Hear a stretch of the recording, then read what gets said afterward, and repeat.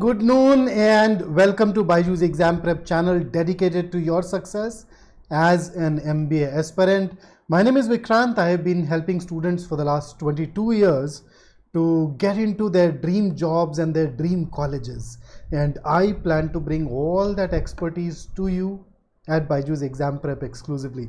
You can think of me as your personal coach for all things related to English, communication, psychological aspects of the preparation. And before I start with the session, there is a very important announcement that I have, and this is it. We are offering a limited period free trial of our course. So in case you were considering joining us, you can at least use it to sample the course before we start.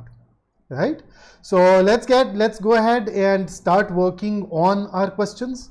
So as usual, I am going to take you through reading comprehension today. So we'll have one passage, but then thereafter we also have 3 parajumble based questions after that passage.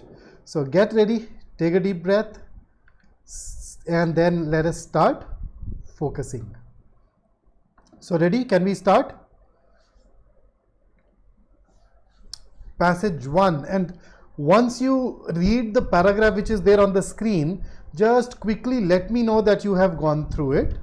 Just quickly type done so that I can take you over to the next slide. Okay, so here is the first part of the paragraph for you.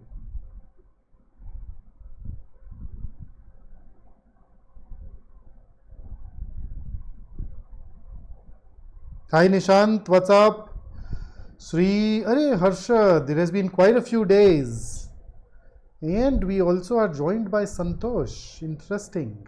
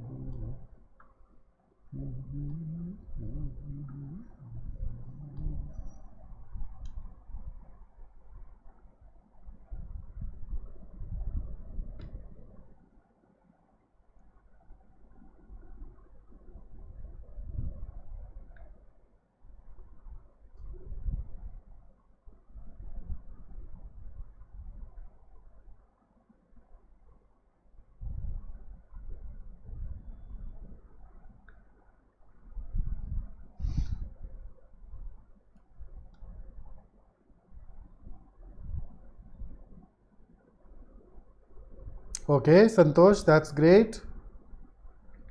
So taking you over to the next paragraph, I am assuming that the others have also read that.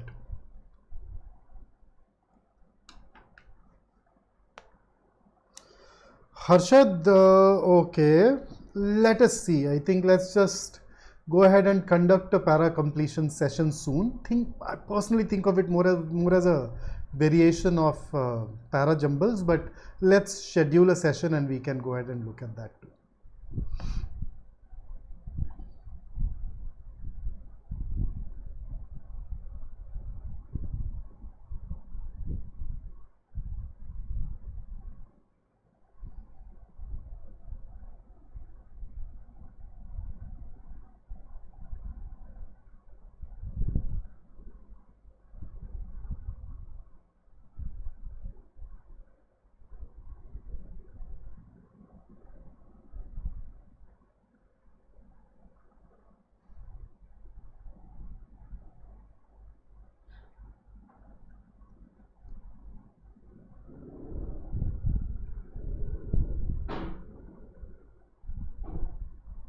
Done?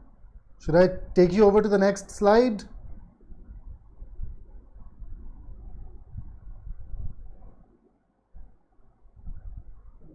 So there you go.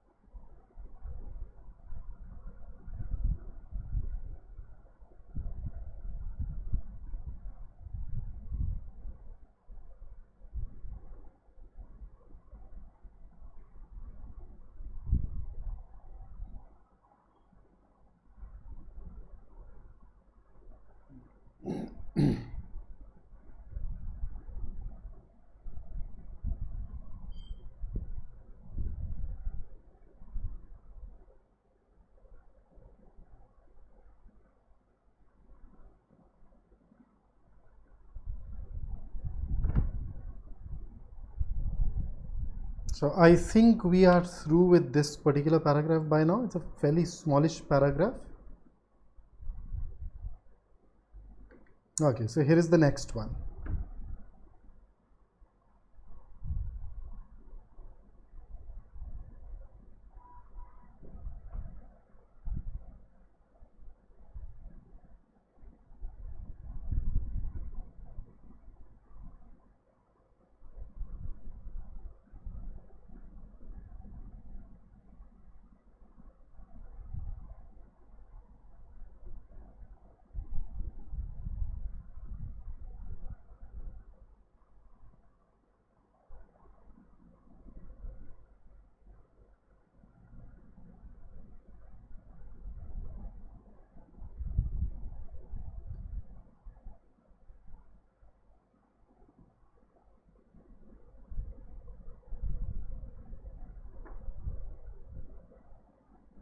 Through with this?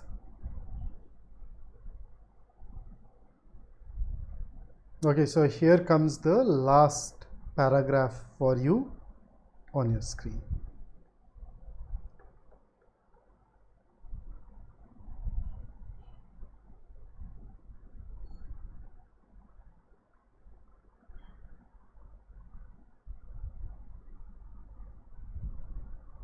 Santosh, strata essentially means layer, essentially, layers. So society also can be divided into layers, right? So you have people at the bottom, then people in the middle, people at the top.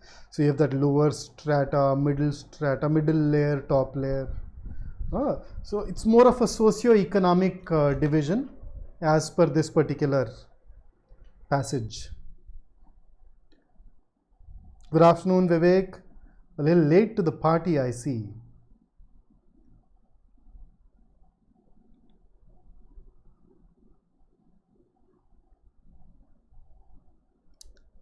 Done. Shall we start? Okay, so before I move on, can anybody share the main idea of this passage with us in the chat box? What do you think? What's the main idea? There's any flaw there, and it translates into lower accuracy rate subsequently. Sonali, I will talk about it, but in a little while from now. And there is a reason behind it. So we'll get to that.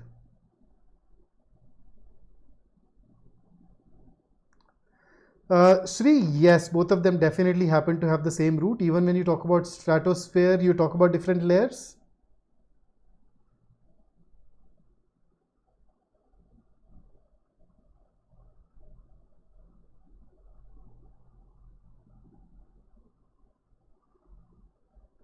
Okay, Vedant, all right. Harshad says, okay, now you notice we at times have these slight distortions that come into picture. So I'm just picking up some of these options.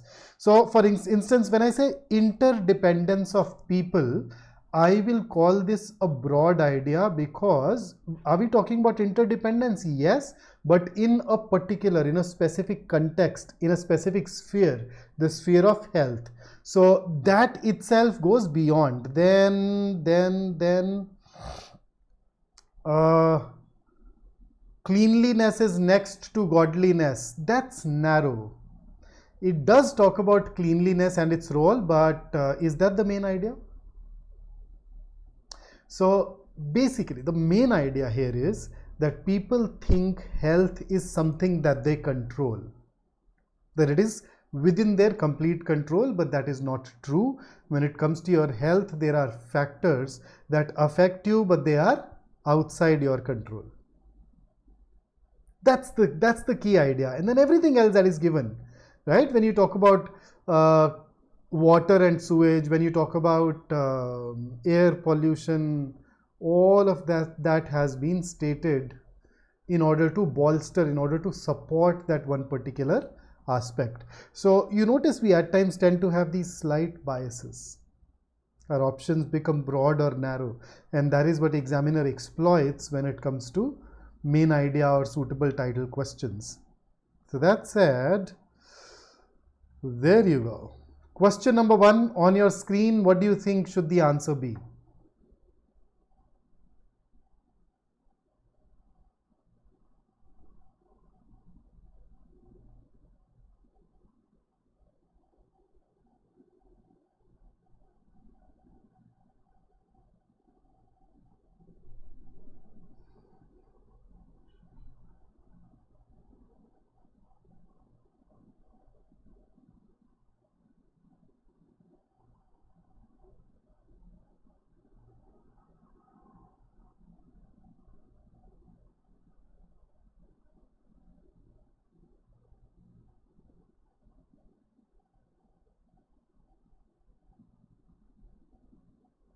So what's your take?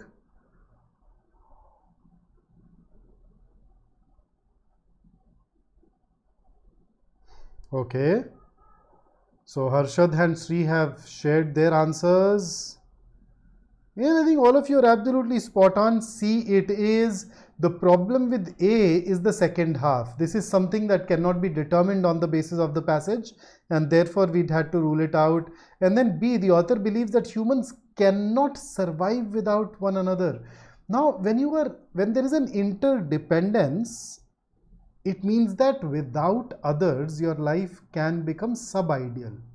Where one extreme case of it being sub-ideal is that you may not even be able to survive. But then it's sub-ideal, right? That does not definitely mean that we'd not be able to survive. We may not have a great existence, but that's something that we can though infer. So that's why B is also ruled out, and that's where C scores. Okay, and even otherwise, if I look at A once again, if you look at Jainism, Nagarjuna, quantum physics, why has the author really gone on to mention these things?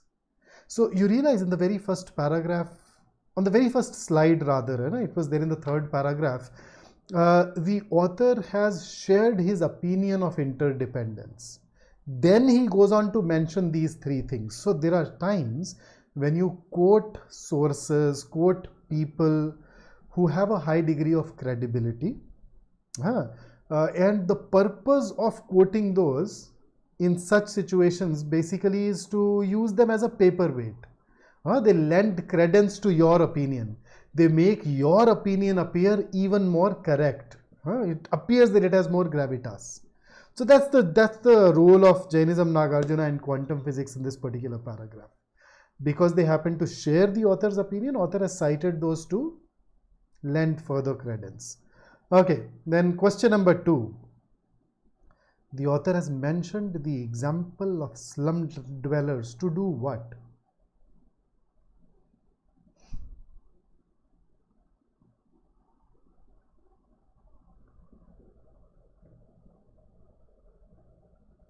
Okay, just a reminder that when it comes to all these indirect questions, we use elimination approach over selection approach. And the reason is that the perfect answer choice may not even exist. And therefore, when you start eliminating, the job becomes easier.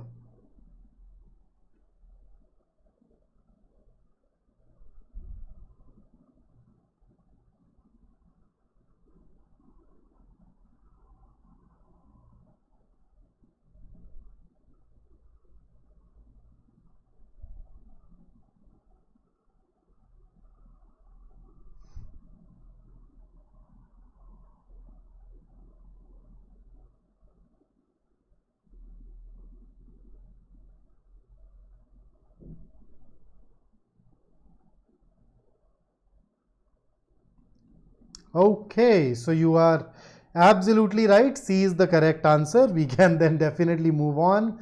Here is the third question for you. What's your take?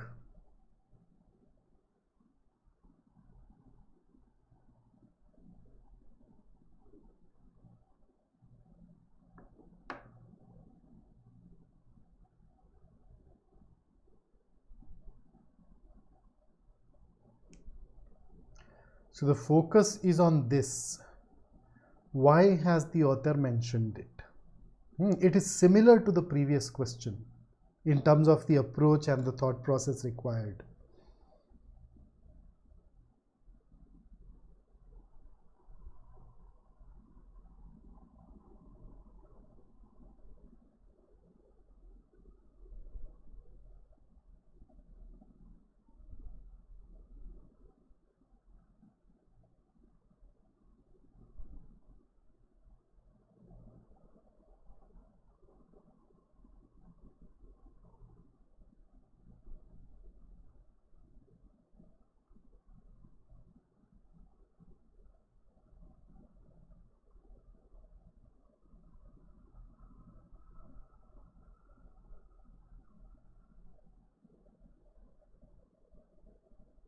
Okay, so let's just talk about this question once. Whenever you mention a person, an example, an instance, why do you do it? Just to put it generically, what is the role or what is the purpose of an example? An example serves or plays two roles, right? It can help us elaborate something which will make it easier for us to understand. So it can help us enhance our understanding of some point, some idea, or it can go ahead and support some point, some idea. So all that we do is we look at the example, instance, person mentioned, then we go to the answer choices and see which point or idea can be supported or elaborated upon using that example. So here if we say A can be simply termed false because deterministic things are things like your genetic composition, your year of birth, etc. Air does not belong to that category and therefore A is ruled out. It's not the context for air quality. In fact, let me take you back quickly. Shouldn't even take long. The air we breathe is an important factor that determines our health span and lifespan. For the most part, this is not something you can control. So remember, so far the author laid this proposition that we may think we control all the aspects of our health, but in reality we do not. So the previous paragraph had these theoretical aspects, okay, immediate family, so 3 circles, right? And then here he gets into specifics. So for example, the air. So the goal here is to show that there are a lot of things that impact the air quality around you and you don't control these. And in the context of this paragraph, if you approach this particular question, you'd see that it actually talks about B, various factors play an important role. Yes, but then see, you cannot escape the reality that pollution is everywhere. It does not say it is everywhere. It is what it is at different places, and if you're living there and the air is bad, it is going to affect you. It does not automatically mean that the air is bad everywhere. And point number 2, this somehow takes it to pollution instead of limiting it to air pollution. And then D, it is highly likely that government policy can make or break the environment of a particular place. Is this the point that is supported by the mentioning of air? I think everybody has ruled it out, so I won't spend time on it. Let's eliminate it. B is going to be our best answer for this particular question. And here is the next one for you. Your typical, regular, standard, inference-based question. Go ahead and share your answer with me. Sri, the focus was on why. Why was that mentioned as an important factor? So in reality, if you in isolation try and figure out the answer of why it is an important factor, the passage does not even give us that answer. It does not even tell you why it is important. But in the context, we at least know that the purpose of mentioning air was B. So that's why B becomes the best answer choice.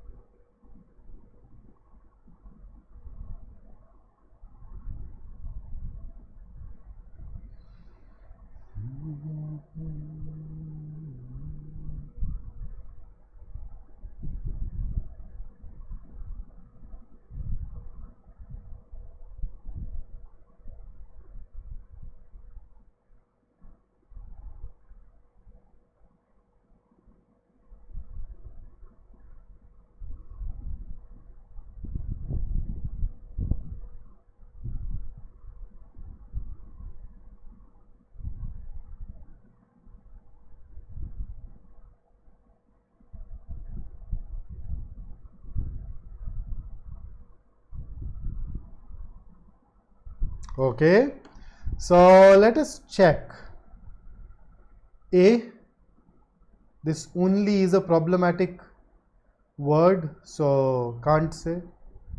What we sow is what we reap somehow tells us that everything that happens to us is because of our actions, whereas the passage very clearly says that not everything is in your control, it is also in the control of others, and therefore we can actually label it false. C, the factors outside our control are important, yes, but are they more important? Can't say. But D is true, and therefore D should be our answer. And if you're working with me for a few days now, then you know that in inference based questions, when one option is true and the remaining are false or can't say, we choose the one which is true as our answer. And here comes the last question, and this question is also the reason why I did not answer Sonali's concern a little while ago. So now you know Sonali.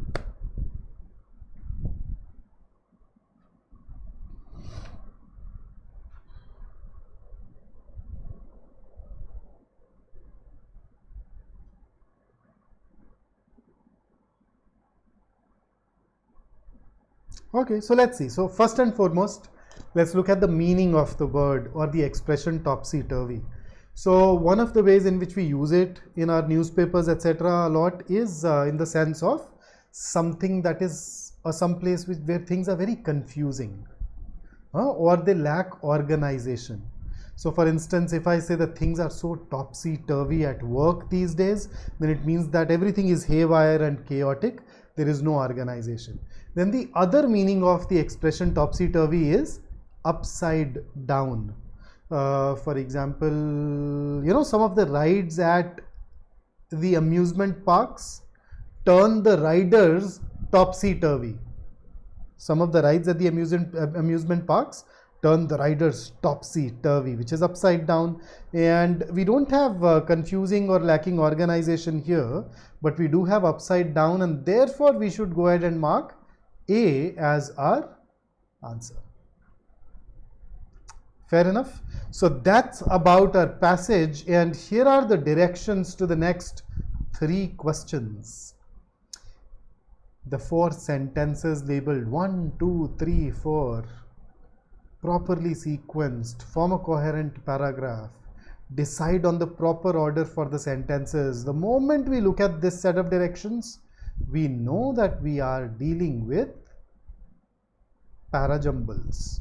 So questions 6, 7 and 8 are parajumbles, where the first question on your screen was asked in the 3rd slot of CAT 22. So how about taking on an actual question? So I'll give you roughly around 70 seconds of focus.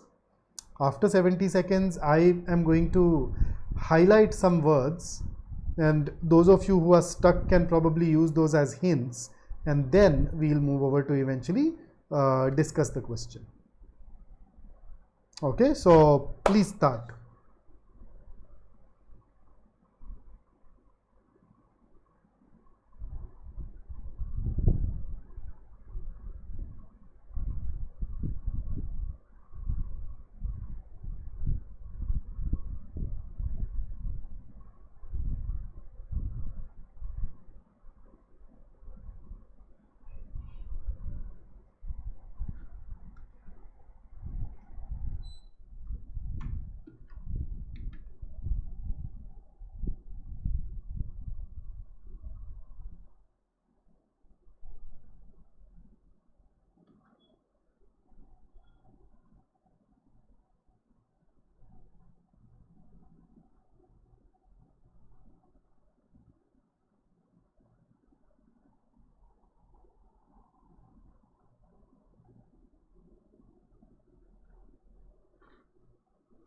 Okay, that was quick, Harshad.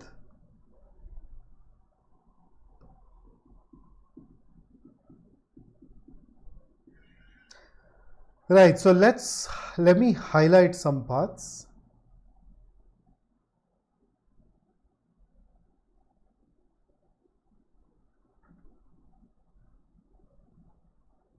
So two of these are word-based clues, as you can see, sentence 1, sentence 3, okay. And then in fourth, I have underlined an idea, hegemonic applications. So think along these lines in case you're stuck, and then we'll talk.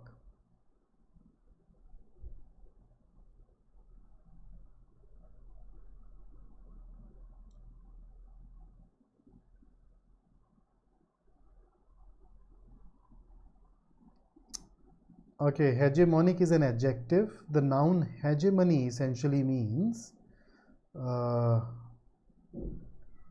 dominance. So hegemonic applications are basically applications that are intended to dominate. So essentially what we are saying is that half a century ago, development began as a hope for a better human possibility. We're not talking about a country, we're not talking about a certain set of people, we're talking about human possibility. But in the last 50 years, this hope has lost itself in the dreary desert of various kinds of hegemonic applications. So development has been used by sects, groups, and countries to achieve a dominant position over the others. And as a result, instead of making the entire mankind better, it has basically gone on to make a certain section of the mankind better. Okay, so that's what fourth essentially means. Then in terms of ideas, look at second. We are at a crossroads. So crossroads is a moment where you need to take a call, go left or go right. And crossroad now in our vision and practice of development. So you need to introduce two options here. So if I look at it, fourth talks about this one thing that has happened. First talks about an alternate. You notice this other option. So fourth says a section used development to get dominance, but fourth says development as a shared responsibility once again. Okay, and that too across the world because of that shared destiny. Now, what can this refer to? This calls for the cultivation of an appropriate ethical mode of being in our lives. Now, this can only refer to the ideas mentioned in 1, and therefore you need to have 1, 3, right? And because 4 and 1 or 1 and 4, whichever way you're looking at it as of now, talk about two different viewpoints. They in a way talk about those crossroads or represent crossroads. So 2 should come before both of these. So here you go 2. So 2 should come before 1 and 4 both. So where should 4 go now? So there are two positions. Where do we put it? So first starts with, now let's use this but today.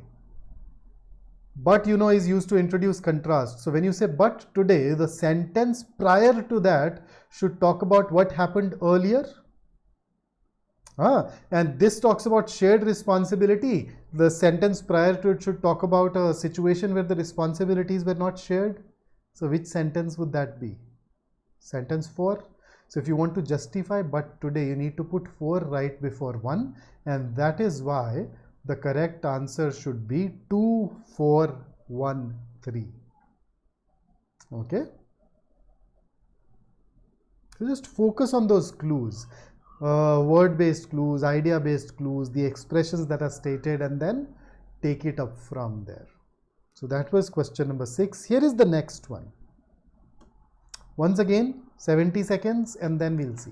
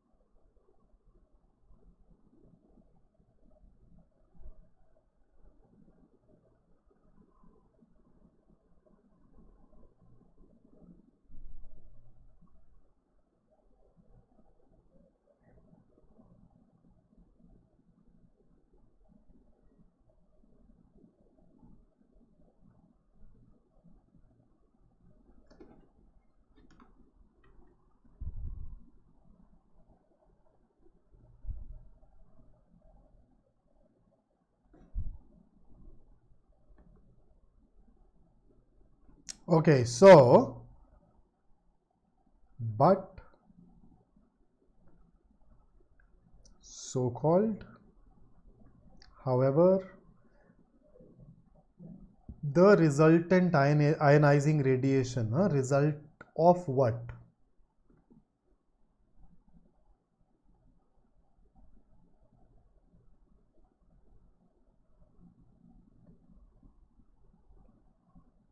Shall we? Okay, so let's see. Second talks about of all the changes introduced by man into the household of nature, controlled large-scale nuclear fission is undoubtedly the most dangerous. And then fourth says the resultant ionizing radiation has become the most serious agent of pollution. So if the result of a process is the most serious agent of pollution, that process should also be most dangerous. So the resultant here is referring to the large scale nuclear fission, the controlled variety. So that's how we can connect 2 and 4 with each other. Okay. And then look at third. Look at this, however. The danger to humanity created by the so-called peaceful uses of atomic energy may, however, be much greater. What kind of idea should I have immediately before it? That the non-peaceful uses are not that dangerous in reality. So the sentence prior to it will talk about non-peaceful uses being dangerous or not as dangerous, and then third says, oh, but then these so-called peaceful uses are even more dangerous. So which one of these 4 sentences talks about non-peaceful use? Atom bomb. So you want to justify the however of third, you need to put first right before it. So 1, 3. So we have figured out 2 mandatory pairs. Now the question is, in which sequence or order should we write them? So all of you have started with 2. And therefore, I think I won't even need to tell you why 2 should come before 1 and 3. We just simply can combine and write them as 2, 4, 1, 3. And don't worry, I think a lot of you were really fast, really quick. A majority of the people end up spending somewhere around 2 to 2.5 minutes while solving these questions in the exams. And you do have that kind of time anyway, right? So learn to utilize this, but then work on the basis of clues. This, by the way, is a CAT 2020 question. This was in slot 2. And here is another question from an actual CAT paper. What's your take?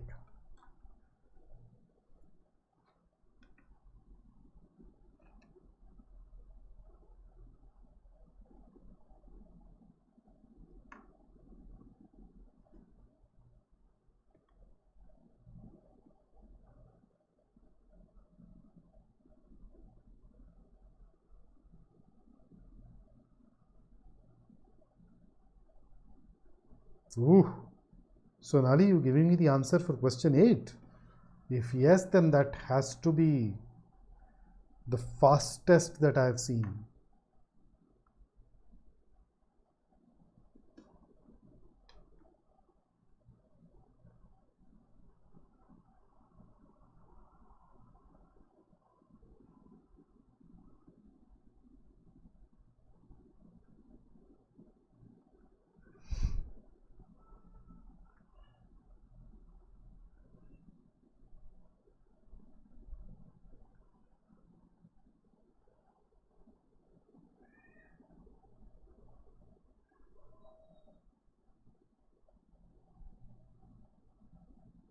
Okay, oh, that's, I was otherwise amazed.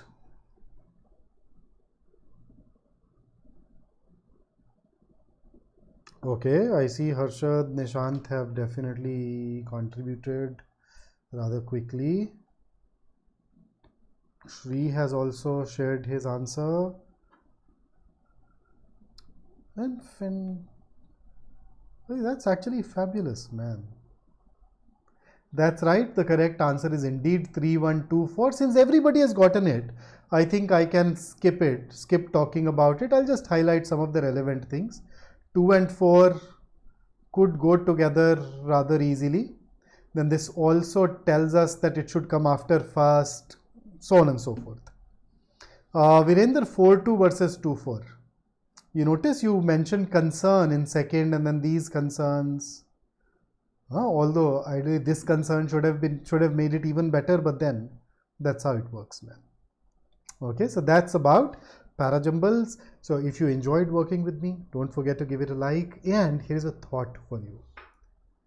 From somebody that a lot of us know, Taylor Swift, never believe anyone who says you do not deserve what you want. दुनिया ना बहुत कचरा डालती है यार अपने दिमाग में अपना. हम अपने घर में किसी को कचरा फेंकने देते? नहीं ना, अपने दिमाग में भी नहीं फेंकने देना. Okay? If anybody tries to undermine you, learn to become immune to those things, right?